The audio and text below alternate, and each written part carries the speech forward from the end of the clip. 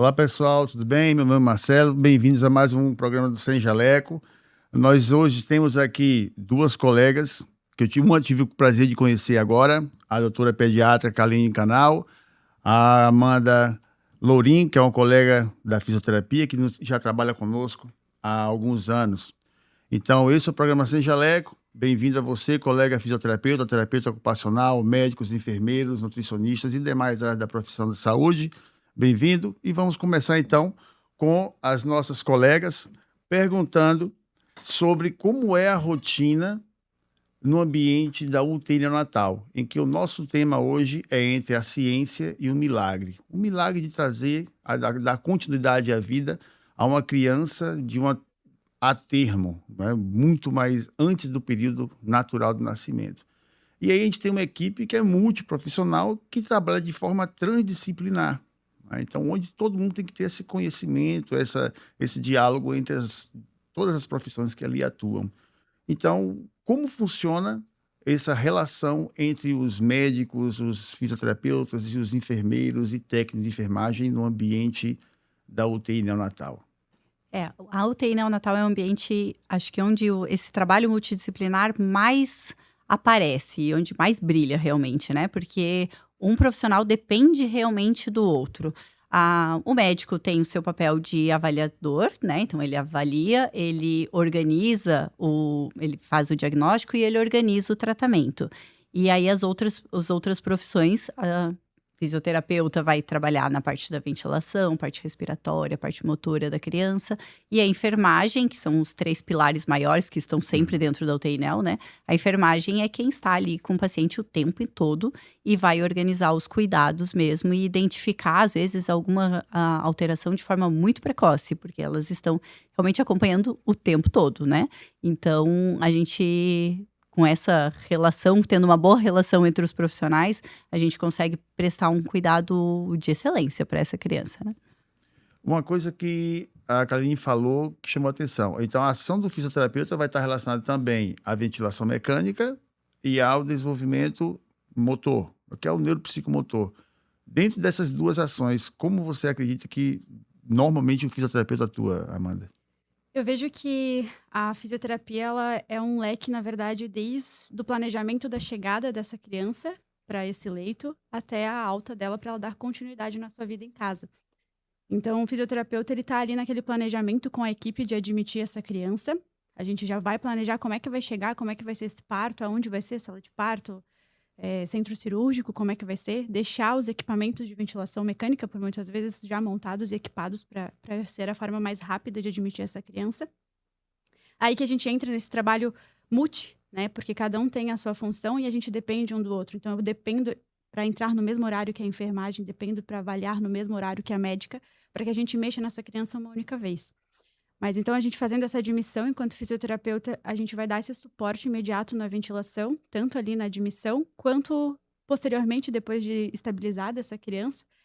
É função nossa da fisioterapia também fazer um transporte adequado e seguro dessa criança, dessa sala de parto até o leito da UTI neonatal. Então, a gente tem que garantir esse transporte. Lá na UTI, então, no leito, a gente vai cuidar dessa parte do suporte ventilatório, seja ele uma mecânica invasiva, uma VNI, um próprio CPAP, né, que é o modo não invasivo que a gente tem também. E, posteriormente, conforme essa criança vai crescendo, vai ficando cada vez mais estável e parecendo um bebezinho normal, digamos assim, a gente vai acompanhando o crescimento dela daí com as avaliações motoras dessa criança, vendo se ela tem o desenvolvimento esperado para aquela idade corrigida dela. E a gente trabalha na UTI neonatal ali, pelo menos no nosso hospital, com 8 tipos de estimulação motora diferentes. Então, a gente vai de acordo com o crescimento dessa criança e a capacidade adequada dela para trabalhar esses nichos e não deixar ela ter nenhum tipo de atraso. Kaline, a Alanda falou uma coisa que na UTI adulto, o enfermeiro está atendendo, ele sai, aí eu vejo o médico e sai, o físio, depois vai o técnico de enfermagem. Então, pelo que ela falou, todos atendem ao mesmo tempo esse RN. Isso, exatamente. Eu não consigo enxergar com isso, como é que acontece, por que isso acontece. É uma única entrada, né? A gente chama entrada porque a gente está sempre geralmente numa incubadora fechada, né? Então, é uma única entrada no paciente. porque isso diminui muito o excesso de estímulo. A gente tem um bebê que nasceu, que estava intraútero, sem nenhum estímulo, e aquele é um ambiente menos estressante para o bebê. Quando a gente pensa em estresse fisiológico, quanto mais intervenções em cima daquela criança, mais esse cérebro que deveria estar lá em repouso, desenvolvendo ainda dentro da barriga, e não está mais, ele sofre. Então, a gente tenta fazer o mínimo de intervenções possíveis. Claro que isso só é possível depois que o bebê já está estável, porque às vezes na instabilidade a gente precisa entrar várias vezes e fazer vários procedimentos, mas depois que o bebê estabiliza, a gente organiza o atendimento todo junto. Então, o médico avalia, a enfermagem vê os seus sinais vitais, a fisioterapeuta vai lá e faz os procedimentos, seja de aspiração, ajuste de ventilação, posicionamento do tubo, enfim. Todo mundo tenta fazer isso ao mesmo tempo. Não é exatamente ao mesmo tempo, todo mundo junto, Sim, né? aham. Então, uma pessoa vai e avalia, a outra pessoa já vai ali, outro já avalia, depois fecha-se e deixa esse bebê quietinho, dependendo da idade gestacional, por 6 horas, por 4 horas, por 12 horas, enfim. Depende daí do tamanho do bebê. Quanto mais prematuro mais extremo e menor, a gente tenta deixar ele quietinho o mais tempo possível para fazer essa menos invasão, né? Porque pensa como se você fosse um bebê, né? Você nasceu, estava num ambiente escuro, que não tinha barulho, tinha só o som fisiológico do corpo da mãe funcionando. Estava numa temperatura constante, não tinha nenhum toque. E aí você vai para uma incubadora que está tentando simular esse ambiente uterino, né? Isso que a gente quer, como cuidado neonatal, a gente quer um útero fora da mãe, né?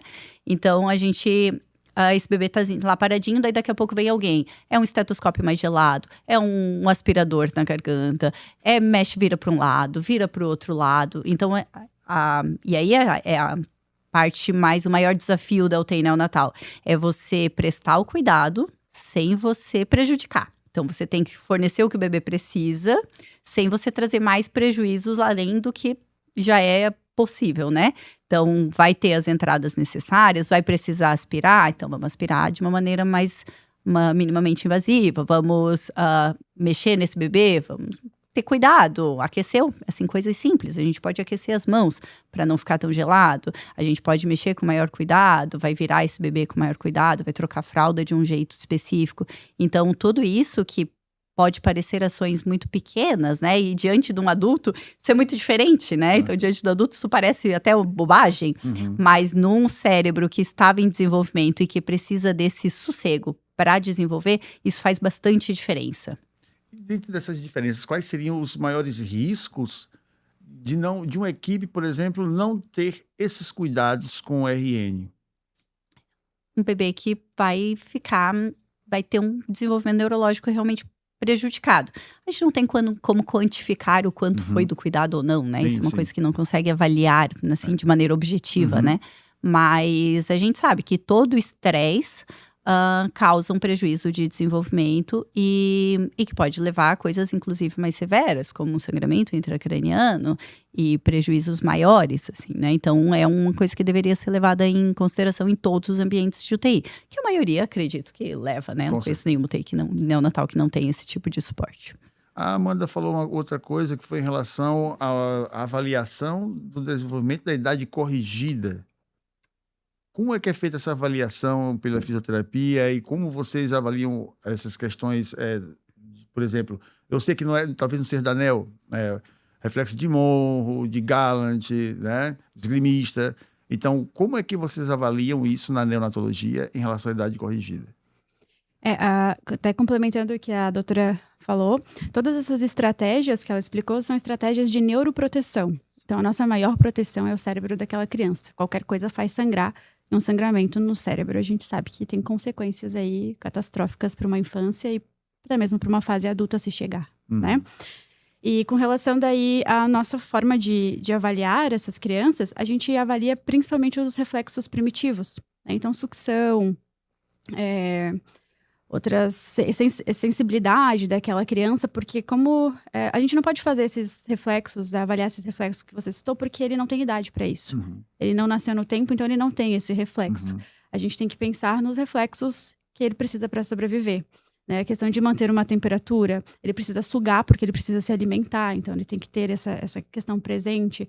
E tudo isso é muito imaturo, então a gente tem que proporcionar isso para ele. Por isso que eu te falei que a gente começa a estimulação motora quando ele já tem uma estabilidade, quando ele já tem acima de 1,5 kg, quando ele já tem acima de 32 semanas, porque são marcos que mostram que ele já tem um pouco de maturidade para receber um estímulo motor, no caso. Porque quando a gente não pode fazer uma estimulação motora num bebê prematuro extremo, porque vai sangrar a cabeça dele. Ou ele vai ativar essas proteções neurológicas mesmo. Ele vai fazer uma apneia, ele vai fazer uma bradicardia, ele vai perder temperatura só de eu abrir a porta da incubadora. Então, a gente vai acompanhando o crescimento dessa criança e daí avaliando esses reflexos inicialmente primitivos mesmo. Outro ponto, que são em relação à temperatura do RN. Isso a gente até discutiu essa semana. E a importância de manter a temperatura desse RN e quais são as formas que ele pode estar perdendo essa temperatura. A pele do recém-nascido, ela é uma pele pouco queratinizada, então ela troca muito com o ambiente, ele perde muito temperatura. Então, com isso, a gente precisa ter estratégias para manter uma normotermia, né, que é o ideal. E isso, inclusive, é um avaliador de boa qualidade de assistência desse recém-nascido, desde o atendimento de sala de parto até o atendimento depois, né, os cuidados de UTI neonatal, a normotermia, que é manter a estabilidade térmica, é um indicador muito grande, justamente pela importância disso no bebê. E por ele trocar muito fácil, a gente precisa manter, por exemplo, os bebês mais extremos. A gente mantém a incubadora umidificada, porque além de estar aquecida, a gente precisa de umidificação. A gente, às vezes, mantém umidificação de 80%. Você coloca a mão dentro da incubadora, sai praticamente molhada a mão. Justamente por causa disso, para manter essa normotermia, porque é muito difícil para esses bebês prematuros ter essa regulação térmica. E isso funciona também, isso também é um grande fator de neuroproteção. Então, essa instabilidade térmica, daqui a pouco o bebê está gelado com 34 graus, daqui a pouco você esquentou demais, foi para 37,5, 38 graus por conta da incubadora. Isso também ativa mecanismos de estresse, isso também prejudica e pode levar a sangramento e instabilidade do bebê. Existe uma temperatura que seria basal para que manter-se dentro de uma normalidade? É o mesmo de qualquer idade, em torno de 36, 36,5. As diretrizes geralmente falam entre 36,5 e 37,5. Mantendo essa o ideal. temperatura. E a temperatura ambiente do manuseio tem que estar entre 23 e 25 graus. Então, isso explica sempre que normalmente a UTI neonatal é sempre mais quentinha em relação às UTIs adultas, né? Exatamente. Todo o atendimento de recém-nascido é sempre mais quentinho, né? Uhum. A ideia é a gente trazer essa questão para todos os ambientes que esse RN vai passar, né? Seja na sala de parto, seja no centro cirúrgico, que acredito que atualmente é a maior dificuldade, porque o centro cirúrgico é frio, né? Uhum. Então, quando a gente fala assim, não, a gente tem que esquentar isso aqui porque é um bebê prematuro que vai nascer. Então, é uma pauta que a gente ainda bate, eu acho que em vários hospitais, né? E pelas diretrizes, a temperatura do ambiente tem que estar entre 23 e 25 graus. Quando a gente fala em UTI neonatal, até na própria UTI, há muito tempo atrás, quando a gente falava em hospital, já era tido como um ambiente para morte. Uhum. A gente fala em UTI neonatal, a gente pensa que a UTI é um lugar de crianças graves. Isso é verdade ou não? E qual o objetivo de uma UTI neonatal, na verdade? Eu acho que aí é a grande diferença da UTI neonatal, porque a UTI não é um ambiente, a UTI neonatal não é um ambiente que a criança vai para morrer. É muito pelo contrário, a criança vai para lá porque lá é a melhor chance dela de viver. Então, obviamente, é um ambiente onde tem crianças mais graves, né? Bebês prematuros, eles são, pela sua essência, bebês graves, mas ali é o melhor lugar para eles, é o melhor lugar, a melhor chance deles de sobrevivência é estar dentro de uma UTI neonatal. Então, a UTI é um ambiente de muita esperança, sabe? É um ambiente de muito amor, de muito cuidado e de muita esperança, porque cada dia que esse bebê passa ali dentro da UTI neonatal, ele venceu mais um dia, né? Ele tá mais próximo de ir para casa. Então, a gente tem um ambiente muito cuidado, assim, é muito diferente daquela sensação de, UTI adulto, nossa, foi pra UTI, então agora tá grave, vamos contar os dias, né? Não, a UTI neonatal é muito pelo contrário. Claro que eles façam internações muito prolongadas, né? Tem bebês que ficam lá 3, 4 meses junto com a gente. Então, são internações prolongadas. É um ambiente sofrido por conta disso. A mãe nasce, o bebê nasce, a mãe tem que deixar o seu bebê lá e ir para casa, ou não, né, não ficar ali. Não é o seu bebê dos sonhos, né? Que você projetou, que vai nascer, você vai levar para casa e tudo mais. Então, é um ambiente estressante por conta disso, de pouco sofrimento, mas ao mesmo tempo um ambiente de muita esperança. Então, o objetivo é amadurecer ainda mais essa criança, esse bebê. Isso. Ganhar o pezinho, chegar ao ponto de estar estável para ir para Isso, casa. exatamente, completar o que ele deveria completar dentro da barriga, né? Então a gente vai ajudar ele a respirar bem, a se alimentar, a ter, vai pro colo da mãe, a criar vínculo, a ter os cuidados, a evitar o maior possível de doenças e de morbidades associadas. Mas esse é o objetivo, é entregar esse bebezinho para a mãe como ele deveria ter nascido mais próximo de a termo. E eu acredito que isso também, essa visão boa da UTI, ela se cria muito, eu vejo, pela prática. Quando você fala que o seu bebê foi para UTI, numa cena familiar, isso é horroroso. Meu Deus, o meu bebê nasceu antes do tempo, ele tá numa UTI. E a admissão desses pais, porque a gente faz a admissão da criança, claro, a nossa prioridade no nascimento sempre vai ser a criança, mas após essa estabilidade, o nosso olhar é para os pais, é para essa humanização, para trazer eles para perto, porque é filho deles, não é nosso, né? Então, a visão muda. Os pais estão desesperados, perdidos, e o bebê que eu achei que eu ia pegar no colo, agora eu tenho que colocar um capote, eu tenho que me produzir toda para conseguir chegar perto dele e não fazer nenhum mal para ele. E quando vai passando esses dias, que eles vão vendo esse bebê ganhar os seus 2, 5 gramas, 10 gramas ao dia, eles vão perdendo esse medo. E vão vendo que assim, eu posso pegar o meu filho no colo aqui. Aqui a equipe me ajuda a ensinar o meu filho a mamar. Não necessariamente no peito, mas eu que passo o leite pela sonda. A físio me chama e a gente faz a estimulação motora no meu bebê. Ela me ensina que movimentar o pezinho dele serve para liberar proteínas no sangue, enfim. Então, a gente traz essa visão de trazer a humanização e trazer o amor da família, o cuidado, né? Porque a gente tá ali, sim, para fazer tudo isso que a doutora falou, de dar essa possibilidade da criança ir para casa, mas os pais fazem parte disso.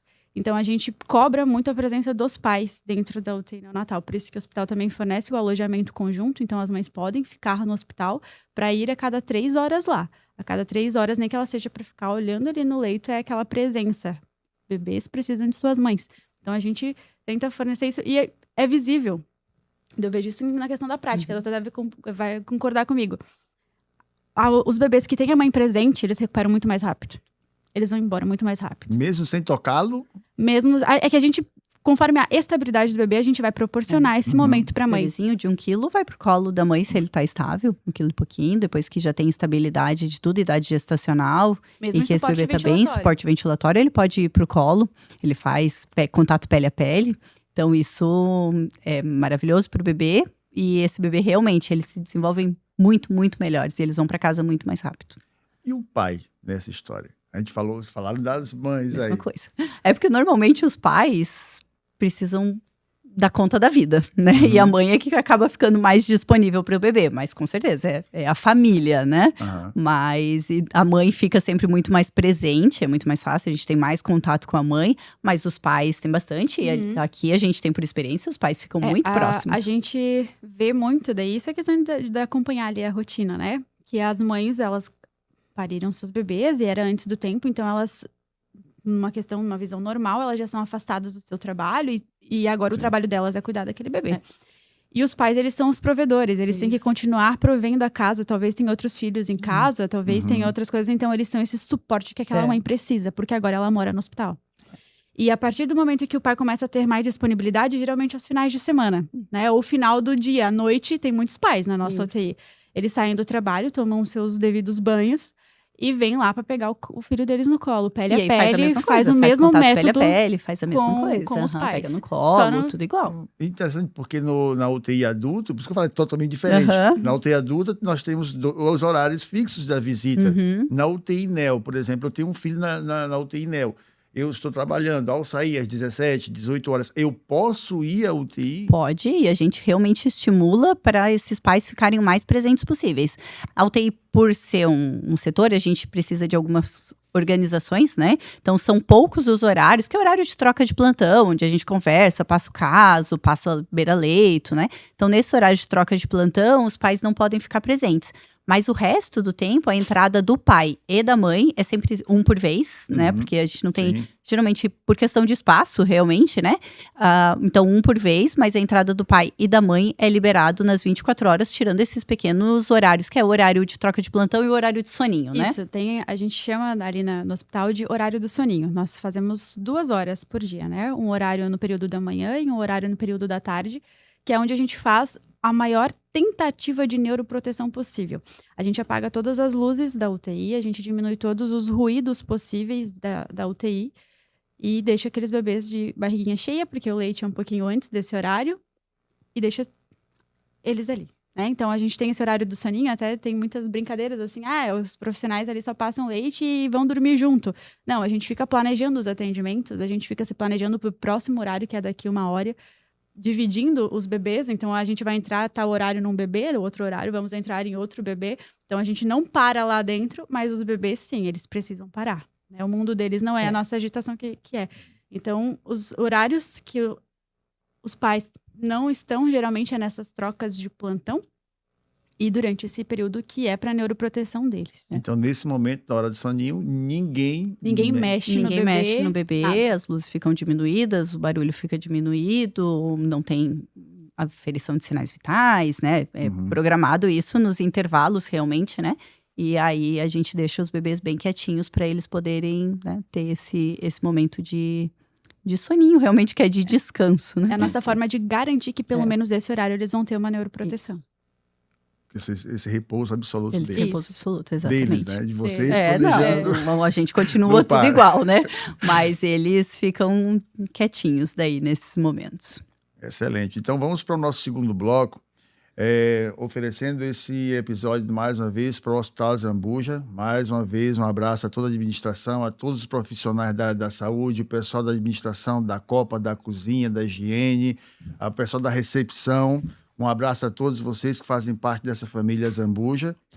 E lembrando que no dia 17 de outubro teremos o nosso 4º encontro Filadélfia de neurointensivismo, atendimento do paciente neurocrítico e ao paciente oncológico que será o que ocorrerá aqui no Hospital Zambuja mesmo, tá bom?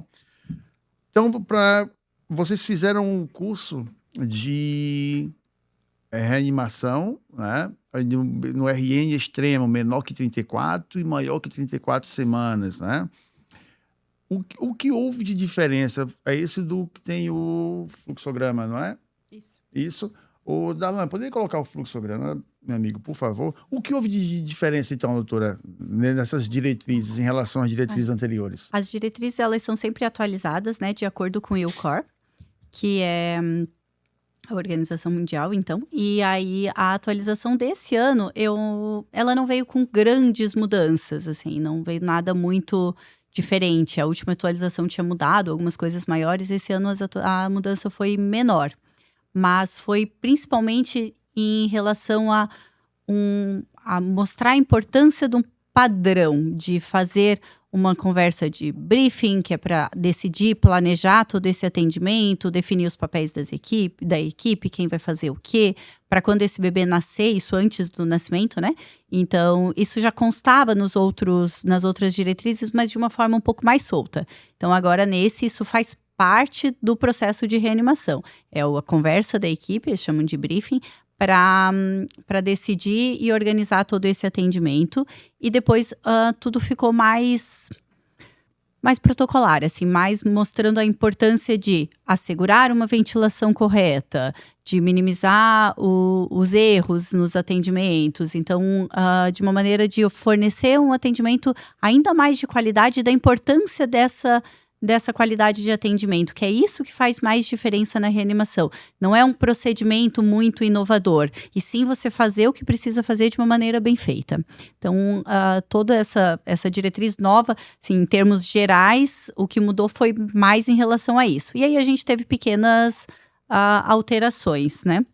Queres falar das pequenas alterações? Eu estava presente no simpósio, que foi a apresentação dessas diretrizes de 2026, e realmente, complementando o que a doutora falou, eles deram um foco principal ali para esse briefing da equipe, para essas equipes terem uma maior sincronia no atendimento dessa criança da forma mais rápida possível.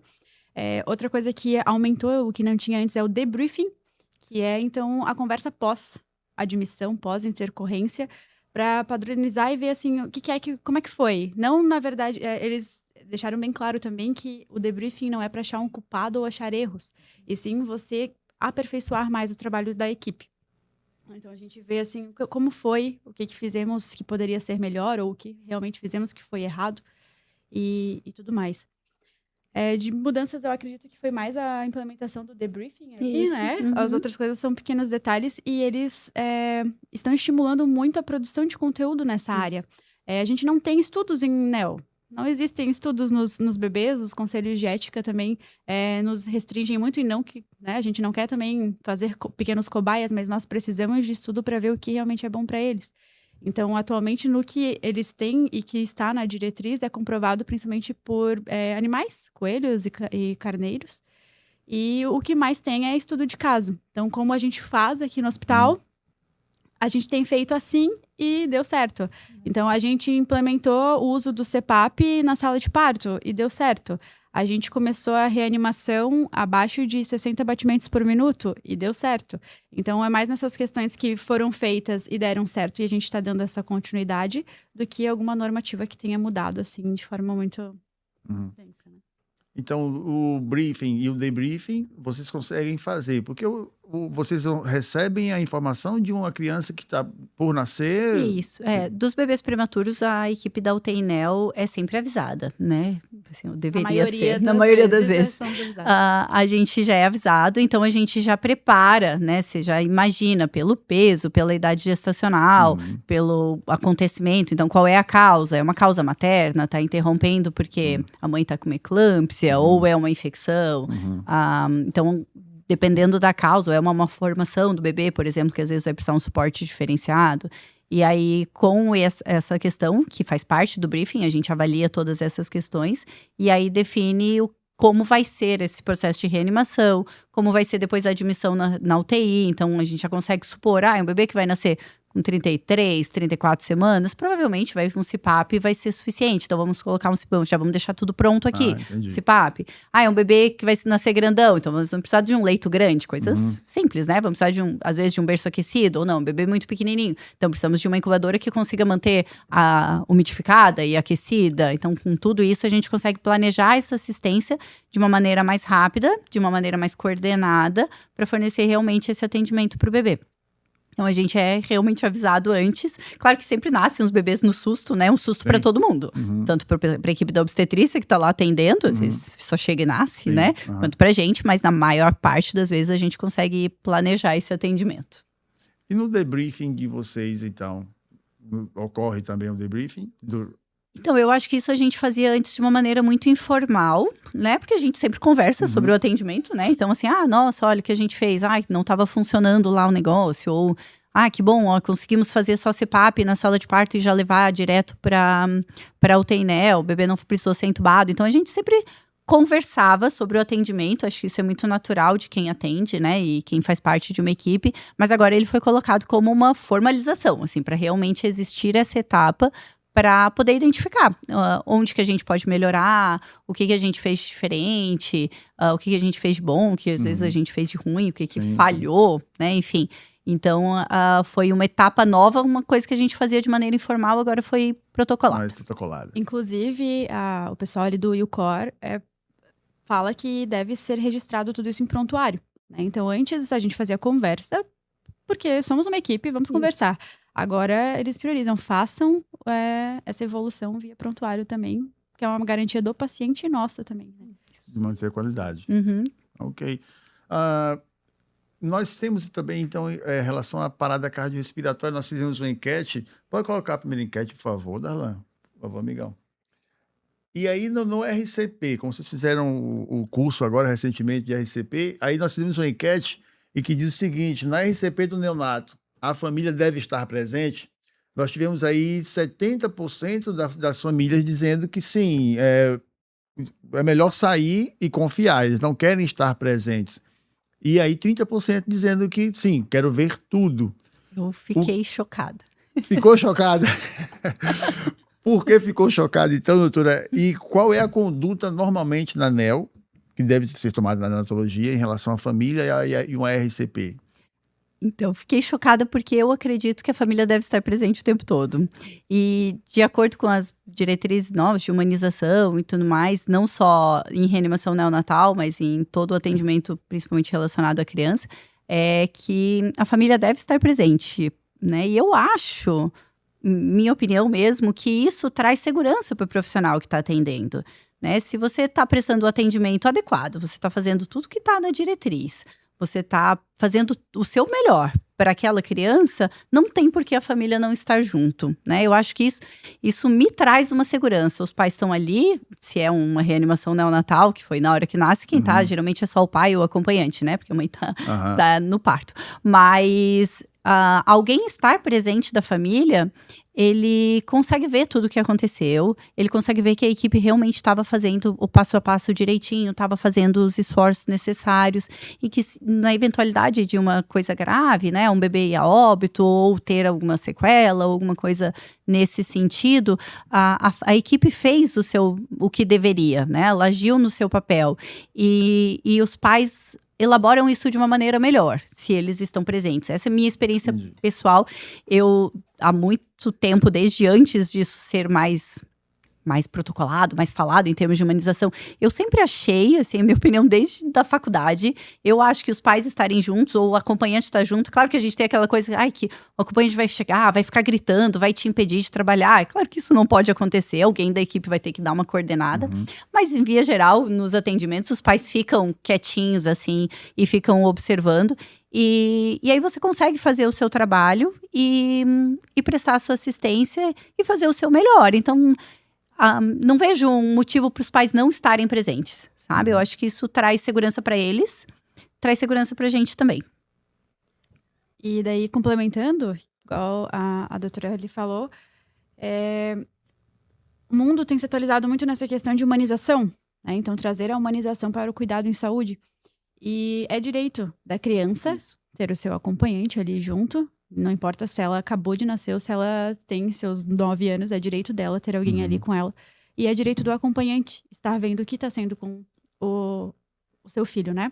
Mas eu daí também trago como uma opinião minha, é que é direito também da família escolher não estar. Porque para eles, às vezes pode ser uma cena horrorosa. Então, assim, imagina, né? Então, assim, a gente sabe que, assim, eu concordo com tudo que a doutora Kaline falou, que é importante eles estarem ali pra nossa segurança, porque eles estão vendo o que aconteceu, eles viram que a gente lutou até o final, se foi a situação. Mas se aquilo pra mim vai me gerar um trauma pra minha vida, e se eu perder aquela criança por mim, eu podia me perder também, se é a escolha do responsável falar assim, eu confio em vocês, como é a maioria, aparentemente, do nosso público, né? Eu prefiro sair e confiar, é direito deles também. Saírem e confiarem e depois receber o boletim, seja bom ou ruim, né?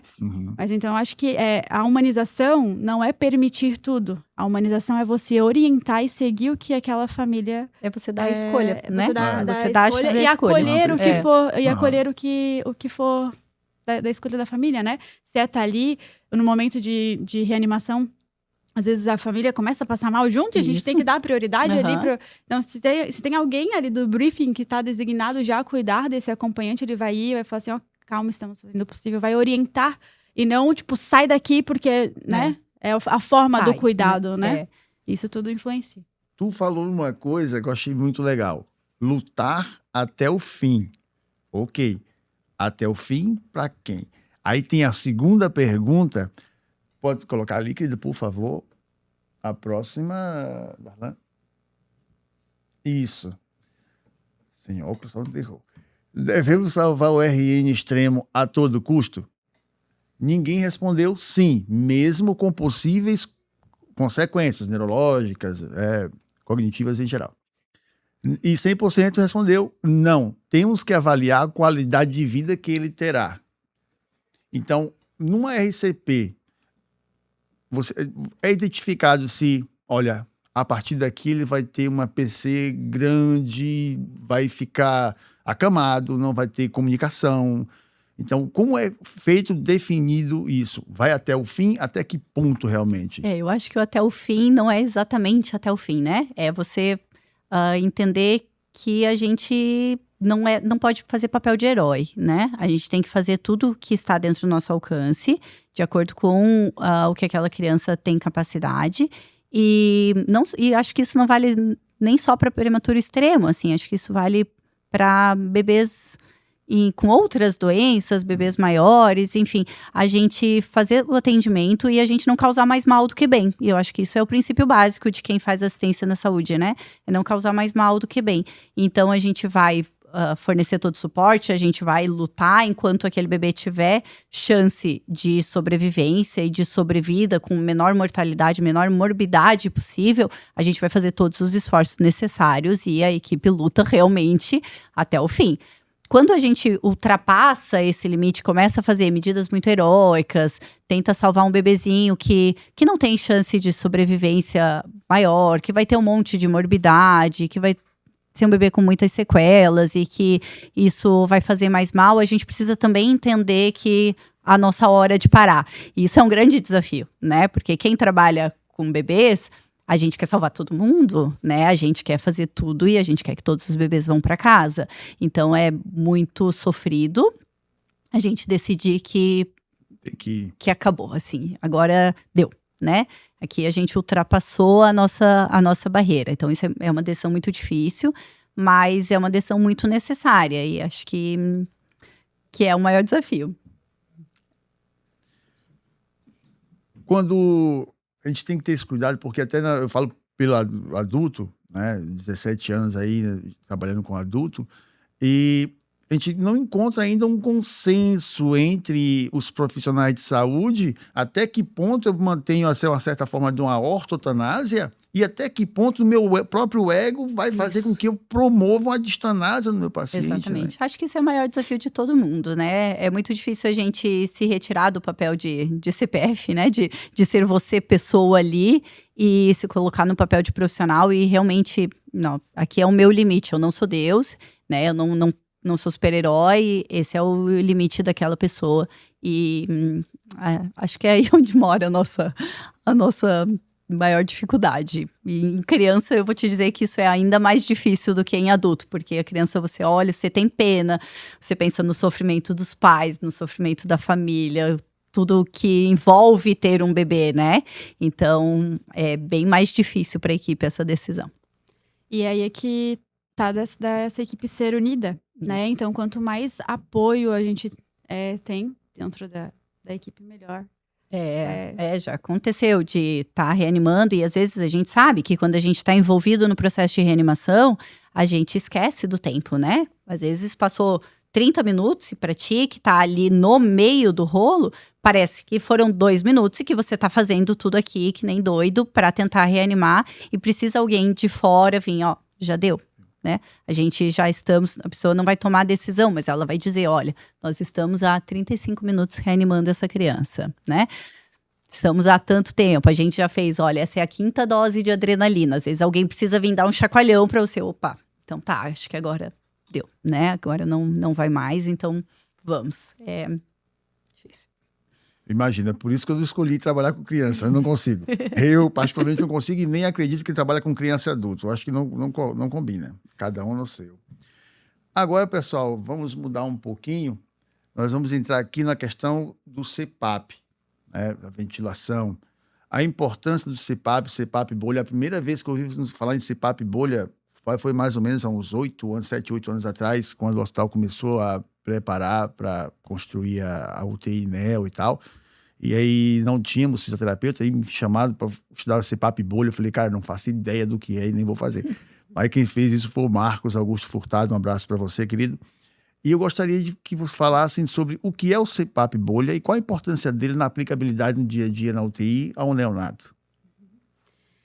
Então, o CPAP bolhas, ele é um dos suportes ventilatórios não invasivos que a gente trabalha na UTI neonatal e eu acredito que atualmente é o suporte mais indicado para os diagnósticos clínicos, digamos assim, dos neonatos, né? E ele é um suporte por não ser invasivo, ele tenta dar a maior autonomia dessa criança de fazer a própria respiração ali, e ele vai dar realmente o suporte que ela precisa. Então, para a gente entender um pouquinho sobre o aparelho, né? Ele tem a mistura ali dos gases, então do ar comprimido com o oxigênio.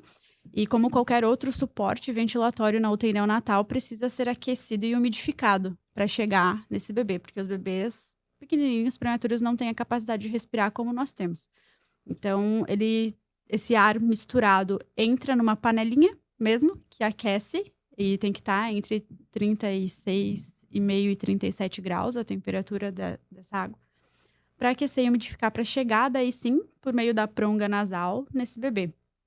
Como eu falei, ele deixa, né, e dá autonomia dessa criança, então quem faz a frequência respiratória é a própria criança, no uso do CPAP bolhas, e ele mantém um fluxo de pressão contínua, positiva, né? Então, ele vai mantendo esse fluxo contínuo de forma positiva e o ramo expiratório dessa criança é mergulhado realmente num potinho com água.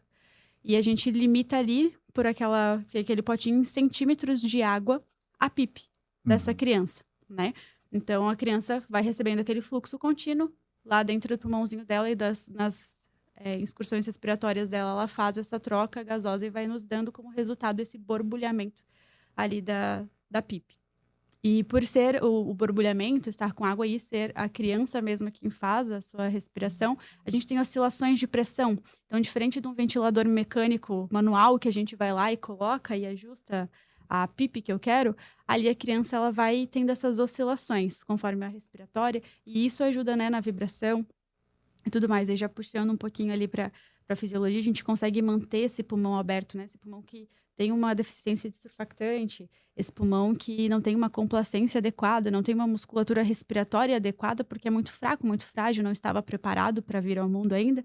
A gente consegue dar esse suporte. Mantendo essa pressão contínua, a gente mantém esse alvéolo ali aberto, aumenta a capacidade residual funcional desse pulmãozinho e, consequentemente, quase de imediato, ele já começa a apresentar a melhora do padrão respiratório, da saturação e toda a mecânica respiratória mesmo.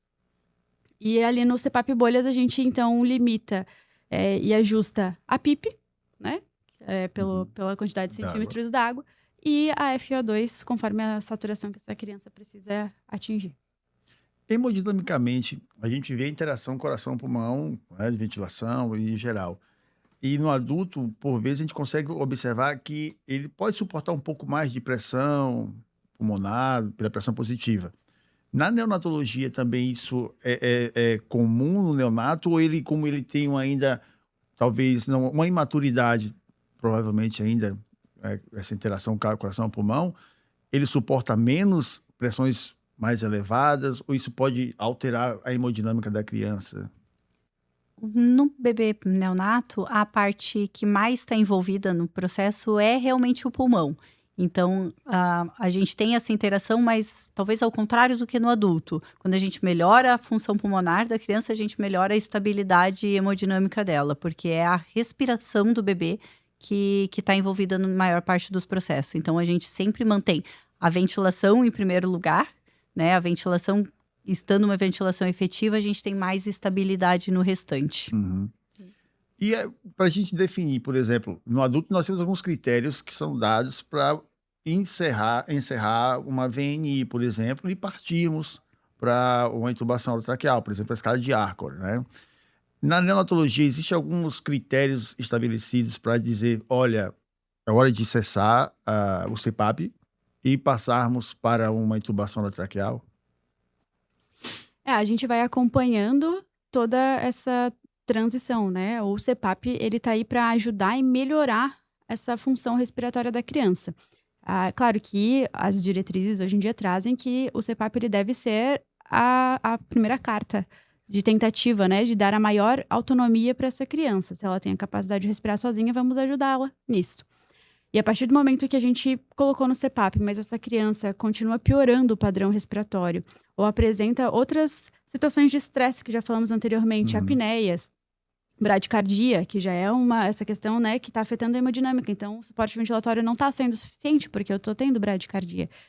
E a gente vai aumentando, então, trabalho e desconforto respiratório e aumentando, consequentemente, a porcentagem do FiO2 que precisa. São indicativos, acredito, daí da ventilação mecânica invasiva. Mas no bebê recém-nascido, a gente tenta evitar a intubação. A gente sabe que a intubação é pior para o bebê. Então, a gente tenta, e o CPAP bolhas, ele é muito eficaz nisso. A gente consegue evitar muitos quadros de muitas intubações no bebê, né? Então, a gente segura às vezes um pouquinho mais, claro que com avaliações frequentes, mas a gente tolera um pouquinho mais, desde que você esteja vendo que esse bebê não está piorando, ele está mantendo, está demorando um pouquinho mais para melhorar. Talvez antigamente já indicava-se uma intubação mais precoce, né? Agora a gente sabe que dá para ter um pouquinho mais de tolerância e dá a chance desse bebê recuperar sozinho. E o CPAP é muito eficaz nisso. Então a gente consegue evitar várias intubações. Existe também uma relação entre o CPAP e a idade gestacional que a criança nasce? Ou, dependendo da idade, esse RN já vai direto para o tubo? Na verdade, eu acredito que é da avaliação. É porque a gente tem uma idade previsível conforme a data da última menstruação da gestante. Então, a gente não sabe se aquilo realmente é ou não é. Então, a gente tem que avaliar a criança. Não tem uma idade específica, mas eu preciso ter uma respiração espontânea. Então, a criança atingindo e tendo a respiração espontânea, ela sendo eficaz num padrão ventilatório esperado, ela mantém o CPAP tranquilamente. Agora, essa é uma criança que, mesmo com os estímulos, com as tentativas de reanimação ali, iniciais, ela continua não tendo função respiratória, daí a indicação... Aí vai precisar de intubação, né? Vai precisar até ela atingir essa maturidade. Mas a gente tem bebês de 26 semanas que nunca foram intubados, 25 semanas que nunca foram intubados. 25 semanas que não foram intubados? E também tem muitos estudos que mostram, os estudos mais atuais mostram que mesmo que ocorra falha do CPAP, os bebês que tiveram esse contato com o CPAP em sala de parto antes da intubação, eles têm uma ventilação e uma capacidade pulmonar diferente dos bebês que já foram diretamente intubados. Então, a gente tem alguns dados que ainda estão sendo levantados, nada muito ainda publicado, porque eles estão tentando atingir um N bacana para conseguir mostrar, né, numa diretriz. Mas já é visível essa questão, né? Que os bebês que, mesmo que tiveram a falha, ali depois de algumas horas ou alguns dias e precisaram ser intubados, eles têm um padrão ventilatório melhor. Eles ainda se beneficiam de você tentar. De você... Mas ela falou em relação à sala de parto, então já pode usar o CPAP bolha na própria sala de parto? Isso, esse é o objetivo atual, esse acho que é o caminho que está sendo percorrido para mudar.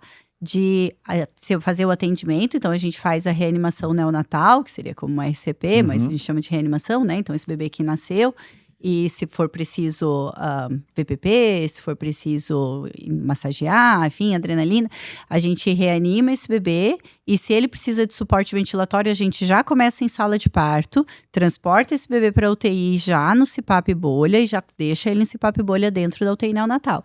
Então a gente já coloca esse suporte ventilatório bem precoce já na sala de parto. E a indicação do CPAP bolhas também é para todos os recém-nascidos prematuros abaixo de 32 semanas, principalmente pela deficiência do surfactante. A gente sabe que a partir das 32 semanas já tem uma produção melhor ali desse surfactante, então abaixo disso o CPAP vai ajudar eles. Então a gente já prepara, naquele briefing que a gente já sabe mais ou menos a idade gestacional, a gente já prepara o CPAP bolhas tanto no leito da UTI, quanto talvez um CPAP artesanal para fazer esse transporte, para ele ter o mais rápido possível esse recrutamento alveolar com o CPAP. Então, quanto tempo mais ou menos o RN nasceu na sala de parto até ele chegar à UTI neonatal? Daria mais ou menos quanto tempo? Porque se tem aproximadamente 15 minutos, seriam 15 minutos sem esse CPAP bolha, ou seja, telectasia, exatamente, hipoxemia. Então, nem tanto tempo, às vezes nem demora tanto tempo, mas até quando você coloca na sala de parto e você transporta ele até a UTI, nossa UTI ali da sala de parto é super perto, né? A gente transporta de maneira muito rápida. Mas quando chega na UTI NEO, até você montar, coloca pronga, coloca tudo, você perde um pouco de tempo, né? Então, quando você já colocou isso lá, já tá prontinho, você já acoplou no neném, esse neném só vem para a UTI no transporte, ele já vai direto pro leito, ele já tá com tudo montado, ele já tá tudo nele. Isso são minutos realmente que faz diferença e que melhora a complacência pulmonar, e isso repercute depois na morbidade relacionada à doença pulmonar na vida dessa criança, né? Então, esse CPAP, ele é bastante importante, ele é, assim, acho que é o maior desenvolvimento, o maior caminho para onde está indo a neonatologia é em relação ao CPAP bolha já precoce, já na sala de parto para todos os bebês. E outra coisa que muda bastante é em relação a isso que a Amanda falou, que todos os bebês menores de 32 semanas, eles vão para o CPAP. Então, às vezes, esse bebê, ele vem lá para UTI com 28 semanas, ele tá respirando super bem, ele tá com uma FiO2 de 21%, tá com uma PIP de 5, 6, e então ele tá quase não precisando do CPAP. Você poderia olhar para ele e dizer, vamos tirar. Mas esse bebê fica no CPAP até 32 semanas como protocolo, porque isso é muito melhor para o desenvolvimento dele para complacência pulmonar, depois diminui a taxa de morbidade mesmo. E tu falou uma coisa que eu acho interessante. Então, num curso que eu fiz há muito tempo atrás, eu inclusive até com uma fisioterapeuta, e tinha uma neonatologista nesse curso, ela disse, você precisa de 60 segundos para acabar com o pulmão de uma criança, de um RN. Aí eu falei, mais um ponto para eu não entrar na UTI neonatal, não é para mim. Mas a senhora falou, eu chamei de senhora, desculpe. Ai, não precisa. Né? Você falou em relação à vida da criança em relação à alteração pulmonar. Então, se tivermos uma ventilação que não seja tão coerente àquele RN, isso pode perdurar na infância dessa criança, as lesões pulmonares? Com certeza, com certeza. Isso perdura. Isso pode fazer uma displasia broncopulmonar, depois essa criança pode ser dependente de oxigênio, ou ela pode ter desaturações, ela pode ter um pulmão não tão bom, né, ficar doente com mais facilidade. Então, a gente pensa no atendimento imediato, sempre que a gente lida com criança, a gente pensa naquele atendimento imediato, mas a gente pensa no depois também, né? Então, a gente quer melhorar a qualidade de vida dessa criança para depois, quando ela for para casa também. E a ventilação, esses 60 segundos, é em relação à ventilação, é onde a gente tem que ser muito rápido, mas é porque a ventilação está muito relacionada ao cérebro da criança. Então, esses 60 segundos, eles são para proteger o cérebro da criança. Então, quando a gente garante uma ventilação efetiva nos primeiros 60 segundos de vida da criança, a gente chama de minuto de ouro, né? A gente garante uma circulação eficaz e a gente garante oxigênio suficiente para aquele cérebro, para não fazer uma anóxia, para não fazer uma hipóxia, que vai ser a principal causa de morbidade depois. Em relação ainda à prematuridade, qual seria os pacientes mais prematuros? Existe uma média de idade gestacional que vocês recebem aqui no hospital? Eu acho que os nossos bebês ficam em média aqui 26, 28 semanas. A gente tem poucos bebês mais prematuros do que 26 semanas, poucos.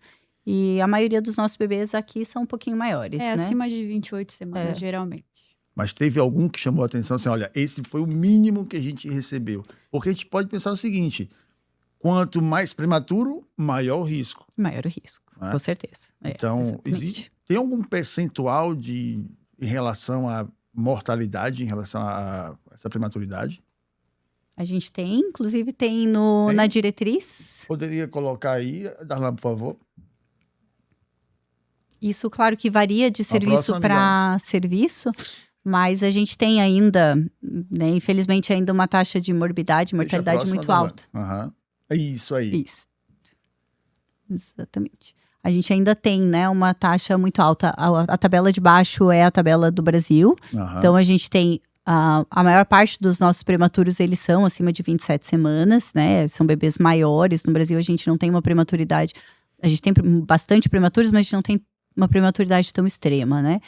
Mas a nossa taxa de sobrevida ainda ela é muito baixa para os bebês muito pequenos, né? Entre 23, 25 semanas ainda é muito pequeno. A gente sabe que tem outros países mais desenvolvidos que bebê de 22, 23 semanas já tem uma taxa de sobrevivência maior. E quanto mais extremo, mais grave e maior o risco para esse bebê, né? Você lembra de algum bebê que te marcou, Piquitito? Pela história da nossa UTI Neo ali, tiveram 2, né, que foram bem pequenos.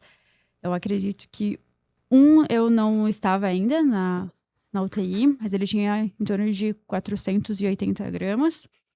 E o outro daí foi recente, foi um bebê, eu acredito, ele tinha 23 semanas, mas acabou indo a óbito por complicações ali depois, mas sobreviveu. O quê? Um mês? Um mês? Isso. Um mês com a gente.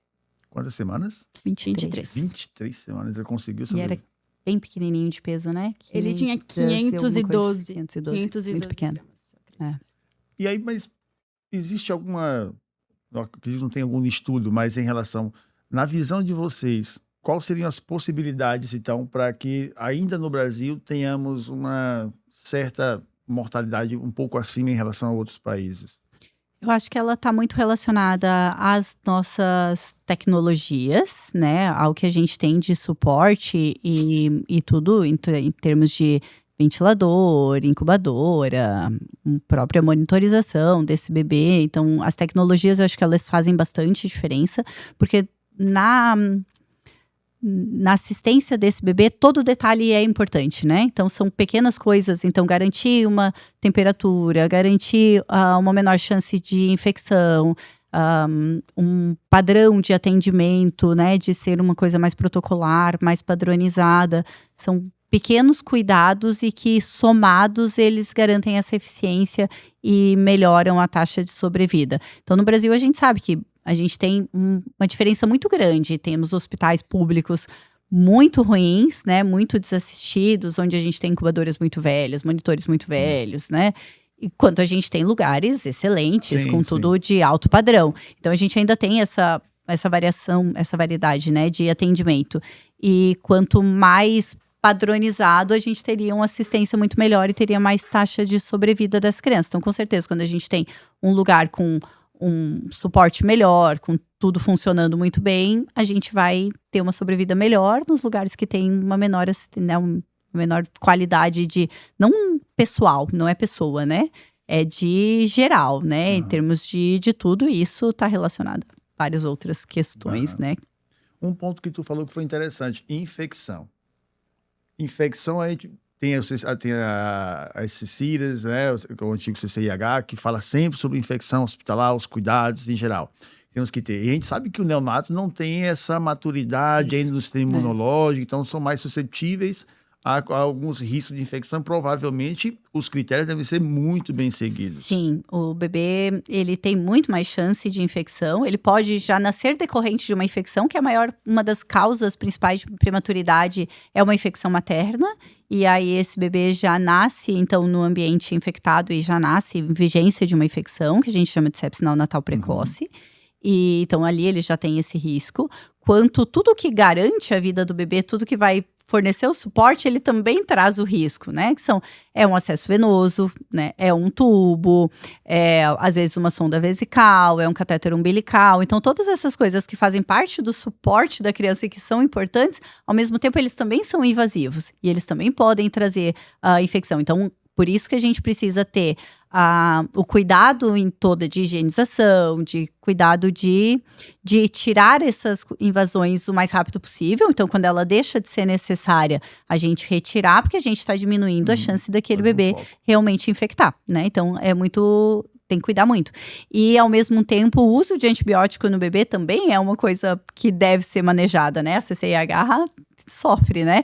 Pra gente colocar antibiótico quando ele é necessário, não colocar ele em excesso, mas não deixar de colocar, corre o risco desse bebê ir a óbito por uma infecção. E nos recém-nascidos, nos prematuros principalmente, eles evoluem muito rápido. Então, por isso que a assistência contínua e a reavaliação e observação realmente mais atenta do bebê, para você poder fazer o que é preciso no momento e sem exageros, né? Porque o exagero no bebê, às vezes aquela coisa, eu vou fazer para garantir. No bebê isso é muito ruim, porque isso pode trazer prejuízo. Pensa numa internação de 3 meses.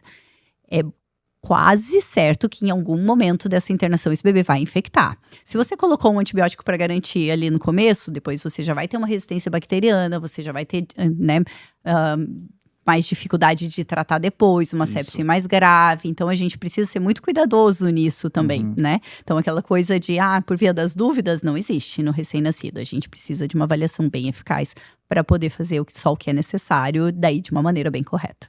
Tu falou em sonda, acesso, tubo, são coisas que são manuseadas pelos profissionais de saúde. Exatamente. Mas aí tem... Desculpa, eu sou realmente leigo, né, Daniel? O método mãe com canguru, porque a gente pensa o seguinte, e os pais? E a visita? Corre esse risco?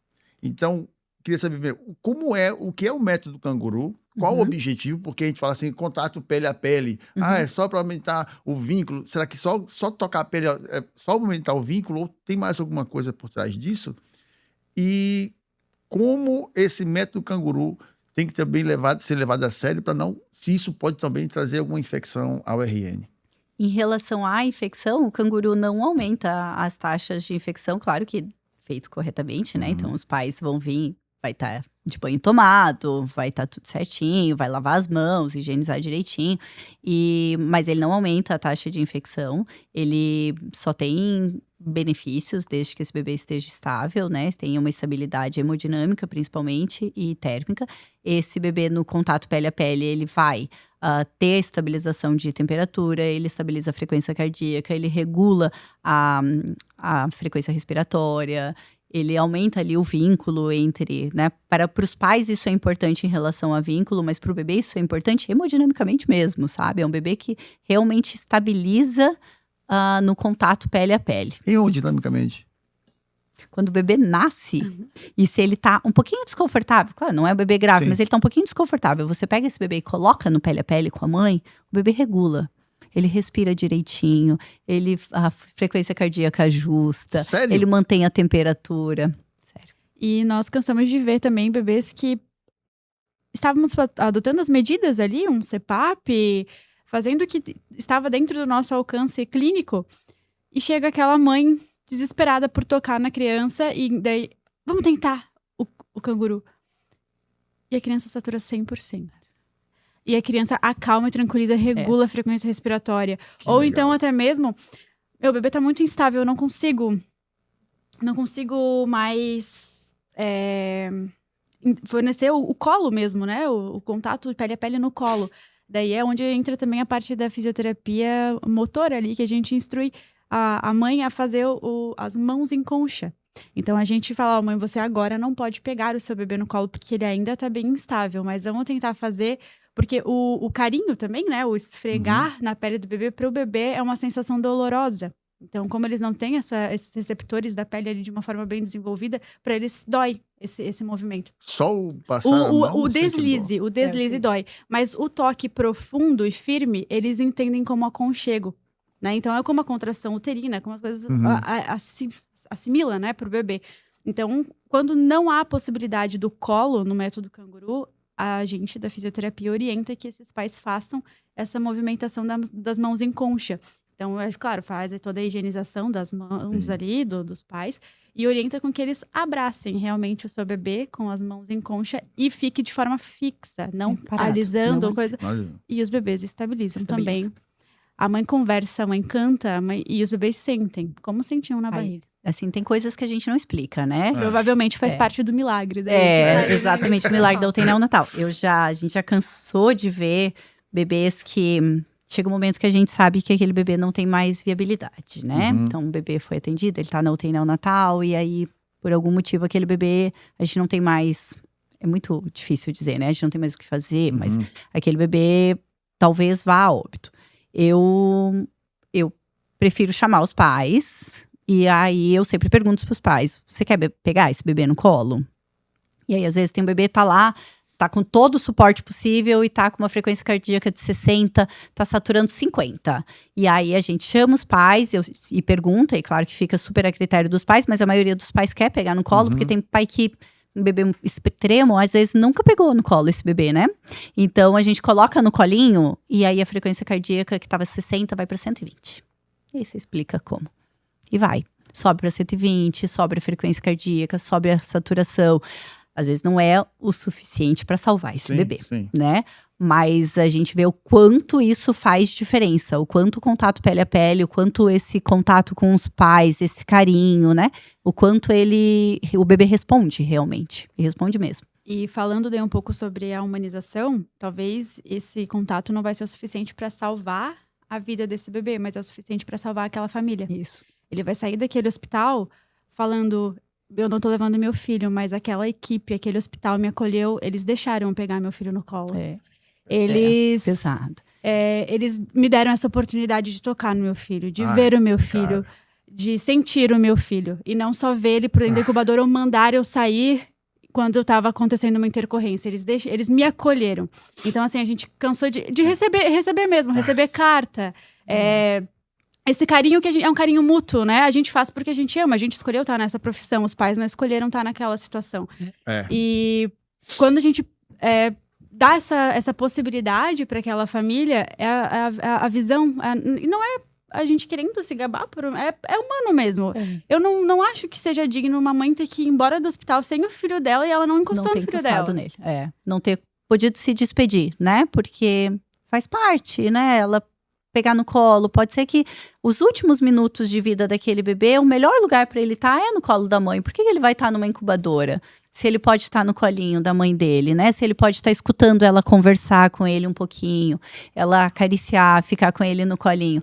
Então, se precisar escolher um lugar para estar, com certeza no colo dos pais é o melhor lugar para eles, né? E te digo que vi lá na nossa UTI um bebê que estava dito que não passaria daquela noite.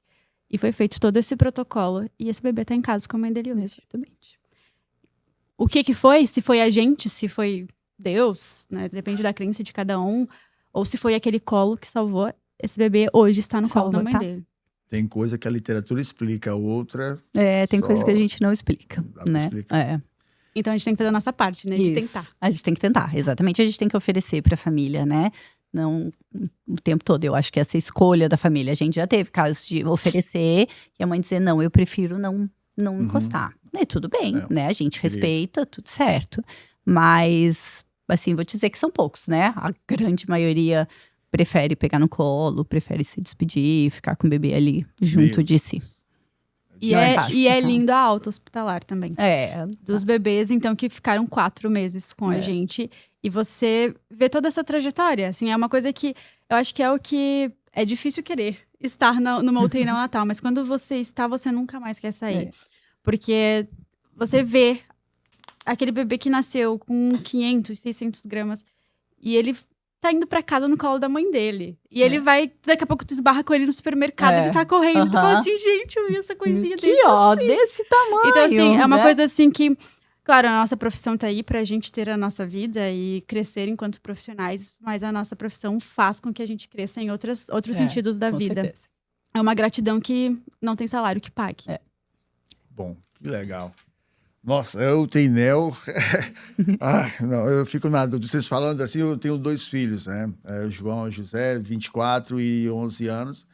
Eu não sei qual é a sensação de ter que tocar sabendo que é a última vez. Deve ser uma sensação. Deve ser a maior dor do mundo. Com certeza, a maior dor do mundo. Mas eu acho que dependendo da maneira que você conduz isso, e aí isso é dos profissionais de saúde mesmo que estão envolvidos, né? A maneira como você conduz isso vai fazer com que esse sofrimento seja menor ou maior, né? Porque, assim, é inevitável que qualquer pai que perder um filho vai ser muito sofrido, né? É uma dor que não existe, mas a gente pode ampliar isso ou a gente pode reduzir isso, né? Então, esse é o nosso papel. Então, a gente vê que a UTI neonatal é diferente de uma UTI adulta, no sentido que não é para morrer. Não. A gente está só preparando ele para voltar para casa. Exatamente. Né? Ele vai para casa. Ali é para viver, né? E a relação da equipe da neonatologia com a família é diferente de uma UTI adulta, porque a família está o dia todo ali, pode entrar a qualquer hora. Né? A gente sabe tudo, a gente conversa, a gente entende, a mãe está passando por tal coisa, a mãe não pode vir nesse horário porque ela precisa ir para casa, ela tem um filho maior, ou ela precisa desse suporte, o pai tá, né, ralando para conseguir fornecer, vamos deixar a mãe aqui, assim, a equipe realmente acaba conhecendo, a gente tá ali muito presente, né? Ainda mais, assim, como médico, a gente faz plantão com menos regularidade, né? Um pouquinho mais afastado. Mas a equipe que tá todos os dias, o pessoal da enfermagem, fisioterapeuta, que estão ali realmente todos os dias, elas sabem tudo. Então, é uma relação muito próxima da família. E não existe como um profissional de saúde que cuida pelo menos de criança não criar vínculo. Isso não existe. Não vou me apegar, porque não sei o que. Não existe. Não tem como. Você se apega mesmo, a gente apega, a gente ama, a gente pega no colo, a gente não quer ver chorar, a gente cuida realmente, assim, quem tá ali cuida como se fosse seu de verdade. Então não tem como a gente não ter esse carinho por todos os pacientes que passam por ali. É como se fossem nossos filhos de verdade. Então fica meio que uma mãe, fica meio que um pai ali também. Fica. A gente se torna família daquela nova família. Né? Eles estão mais tempo com a gente do que com a própria família. Então, eles criam... eu digo eles porque a gente acabou o plantão horário, a gente muitas vezes volta para nossa família e depois volta para eles. Então, a gente não tem esse desligamento, mesmo que por um período das nossas vidas. E eles estão o tempo todo ali. Então, a gente chega assim... Ai, que bom que hoje é você aqui de novo e vem contar as novidades. Sabia que o fulaninho ganhou peso ontem? Hoje a gente vai poder fazer aquela estimulação que você tinha sugerido. Então, a gente se torna a família deles. E a gente pega esse vínculo mesmo. Quando a gente chora junto. Quando a gente reanima e depois chora junto, se for o caso. Depois, quando tá de alta, a gente comemora junto. E é bem... Depois a gente recebe foto no Instagram. Ei, coisa boa. É isso aí. Aí, coisa alegre. Então, pessoal, nós temos também um bloco no nosso encontro que é chamado Meu Livro de Cabeceira. O objetivo desse bloco, pessoal, é que a gente traga literatura para a comunidade que assista o nosso programa, né? Para a leitura, a gente sair também um pouco mais do áudio, do vídeo, que a gente tem o nosso momento de leitura, contemplar um bom livro, tomando um chá, um vinho, um café, que você fique isolado no teu canto, quietinho, com uma boa leitura. E aí eu pedi para vocês trazerem referências, por vezes pode trazer o livro físico ou apenas informar sobre o livro. Quem gostaria de começar falando do seu livro de cabeceira, pode ser um livro... médico, por exemplo, né, da área científica, ou um livro literário, tanto faz. Quem quer começar? Fique à vontade. Posso começar. Eu vou dizer que eu sou uma grande leitora. Eu adoro ler. Acho que desde criança esse é um hábito que eu, inclusive, tento fazer com que os meus pacientes no consultório adquiram, porque eu acho que o hábito da leitura, ele te transporta, ele te traz muita bagagem, e ele te transporta para outros mundos e te gera imaginação. E para criança isso é muito importante, né? Então eu sou leitora assídua, assim. Meu marido costuma dizer que eu tenho até problemas com leitura, porque eu gosto realmente de ler. Então eu trouxe meus 2 livros favoritos. Um livro médico e um livro não médico. Claro. Né? Então estão aqui. Meu livro favorito da vida é Harry Potter. Ah. E essa edição é muito maravilhosa. Então eu acho que Harry Potter foi um livro que eu trabalho com criança, né? Eu comecei a ler ainda muito criança quando lançou. Então eu tinha lá, sei lá, uns 10 anos de idade. Li toda a saga. E isso me gerou um interesse pela leitura, porque é uma leitura muito gostosa. E aí eu virei apaixonada pela saga e por outras milhões de outros livros na sequência. Mas foi o que me gerou a vontade de ler, né? Então eu gosto muito, e para as crianças em geral, então Harry Potter é maravilhoso. Para quem tem filho, talvez para o seu público que já tá grande, mas para eles incentivarem a leitura nas crianças. Então, esse foi de que ano, então, doutora? Esse aqui é uma edição nova, que é toda ilustrada, muito maravilhosa, legal. De colecionador, uma edição muito linda. Mas Harry Potter já tem mais de 30 anos. Eu tenho bastante tempo, né? E aí o meu livro de médico que eu amo é o Guyton. Não tem como. Eu sou apaixonada pelo Guyton. Eu acho que eu estudei, assim, não importava qual era a matéria na faculdade, eu estudava no Guyton. Não sei o que. É no Guyton. É no Guyton. Então essa é a minha edição. Eu tenho a edição mais nova, que tá no meu consultório, mas essa é a edição da faculdade. Então é a 11ª, faz tempo, né? Eu acho que agora tá na 14ª já, se eu não me engano. E eu acho o Guyton maravilhoso, assim, pra quem vai estudar em geral, porque tudo é fisiologia, né? Se a gente entende a fisiologia do corpo humano, a gente consegue entender por que aquela doença está acontecendo, que remédio que a gente vai usar, onde que aquele remédio age, qual intervenção a gente vai fazer e como que o corpo vai responder. Então, acho que a fisiologia resume tudo, né? Então, desde sempre, meus 2 paixões são essas. O Harry Potter e o Harry Potter e o Guyton. Pronto, perfeito. Há um tempo atrás, eu tive uma aluna, eu fui orientador do TCC dela, e ela chegou no hospital muito alegre, assim, professor, olha o que eu achei. Eu falei, o que foi que você achou? Ela trouxe um livro do Guyton e um do Sobota, de anatomia, no lixo. Nossa, como que alguém joga no lixo? Inacreditável. Profissionais de milhões. Exatamente. Aí eu fico pensando, eu vi uma certa frase, quando tu trouxe do gato, eu falei, não podia me furtar-me da possibilidade de falar. Uma pessoa me falou o seguinte: quer esconder o dinheiro de alguém? Coloque em um livro. Né? Como é que alguém joga um Guyton e um Sobota no lixo? Não tem. Isso é reflexo do nosso país, gente.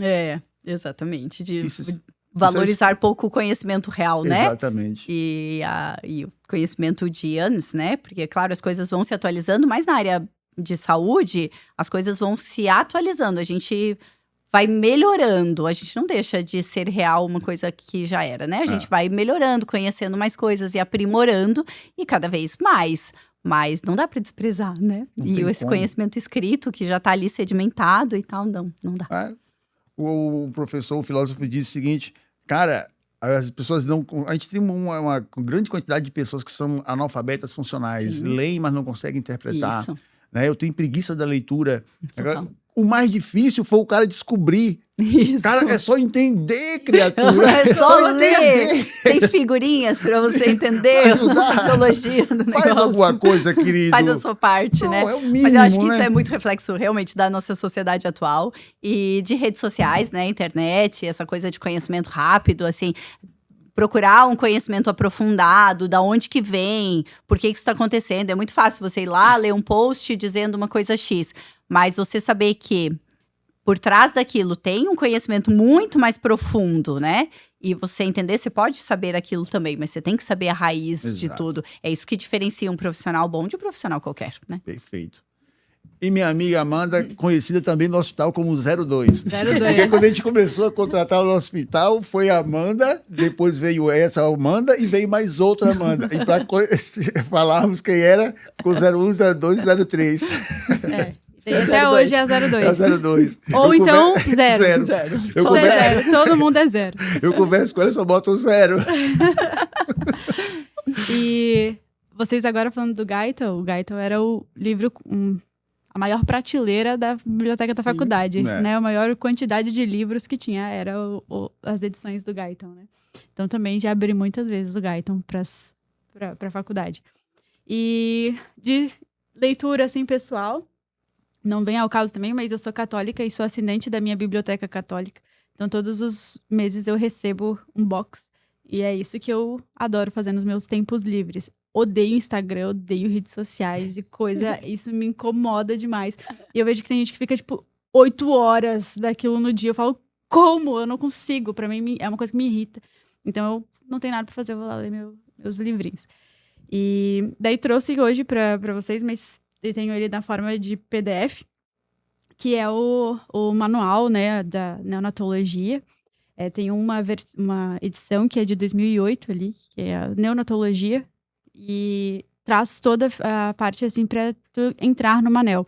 Porque hoje em dia, acredito que a maioria das graduações não nos preparam para entrar numa UTI neonatal. Nenhuma pós-graduação nos prepara para entrar numa UTI neonatal. Então, eu caí de paraquedas, ainda bem, como estagiária e me descobri. Mas muitas vezes que tu é contratado porque é tua única opção de emprego e você cai dentro de uma UTI neonatal, é aquilo. Você tem 60 segundos. Ou você mata ou você dá a vida para aquela criança. E esse livro, ele traz muito o contexto geral, assim, da fisiologia, né? Então, os principais diagnósticos clínicos, as principais alterações hemodinâmicas, respiratórias, falando, então, da parte da fisioterapia respiratória, né? Então, os principais sintomas, a apneia, os sinais de desconforto respiratório, formas de avaliação desse desconforto respiratório. Então, ele tem o básico mais de tudo. Então, você não entra cru. E daí, depois você vai se aperfeiçoando. E eu gosto muito e indico muito também o site mesmo da Fundação da Fiocruz, né? Que ela está associada ali junto com a Sociedade Brasileira de Pediatria. E eles fornecem muitos milhões de cursos gratuitos na área da pediatria e neonatologia. Curso gratuito. Olha aí, pessoal. Fiocruz, curso gratuito, neonatologia. Vamos ler, vamos fazer. Então, a gente consegue ter... nesses cursos tem uma bagagem bibliográfica mesmo gigantesca, né? De referência teórica. E no curso ele se torna leve, tem imagens, tem casos clínicos e você vai resolvendo junto, assim, tu consegue fazer um módulo e depois de um tempo tu volta e tu continua no módulo que você parou. Então, assim, o site da Fiocruz, ele possibilita muito, assim, esse estudo, né? E, claro, né, vai te dando certificado, vai te atualizando dentro das diretrizes atuais. Então, indico bastante aí essa questão da Fiocruz. Muito bem. Eu só tenho que agradecer a cada uma de vocês, a doutora Kaline, a Amanda, a 02, por terem aceito o nosso convite. Foi um prazer, foi uma honra ter vocês duas aqui, que eu não faço ideia do mundo, né, de neonatologia e nem quero fazer ideia. Mas ter esse conhecimento e essa discussão com vocês talvez ajude muita gente, a famílias, a entenderem como funciona o ambiente da neonatologia.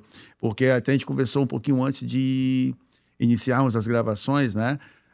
Não dá para acreditar num profissional que atende tudo. E tu falou uma coisa boa, nem a graduação prepara para uma neonatologia e nem a pós-graduação em fisioterapia. Isso é perigoso, porque faz uma pós-graduação em neonatologia e em pediatria ao mesmo tempo, eu acho que não são a mesma coisa. Não entendo, mas eu acho que não é. Né? Então, isso leva a pensar também. E, infelizmente, a gente ainda vive essa realidade do aprender na prática. A gente sabe a teoria e vai muito daí do profissional, falo por mim. Muita coisa eu que fui atrás do conhecimento de tentar entender nos escritos ali, para daí assimilar com aquela prática que estava acontecendo na minha frente. Então, eu acredito que isso ainda, num contexto geral, é o déficit. Principalmente na minha área, que é a neonatologia. Na minha faculdade, eu não tive nenhuma matéria que falava o que fazia um fisioterapeuta dentro da UTI neonatal. Falta muito a conhecer. Mais uma vez, muito obrigado para vocês duas. Eu que agradeço. Foi um prazer estar aqui. Foi muito legal esse bate-papo e agradeço bastante o convite. Agradeço, doutora. Nos vemos no próximo podcast. Se Deus quiser. Gente, um abraço para todos vocês. Muito obrigado. Mais uma vez, nosso podcast patrocinado pelo Hospital Zambuja. Um abraço a todos que lá trabalham, a todos os pacientes, os familiares que fazem parte dessa grande família, não só do Hospital Zambuja, mas não da nossa cidade de Brusque. Um abraço, muita paz e luz para cada um. Até a próxima, se Deus quiser. Valeu.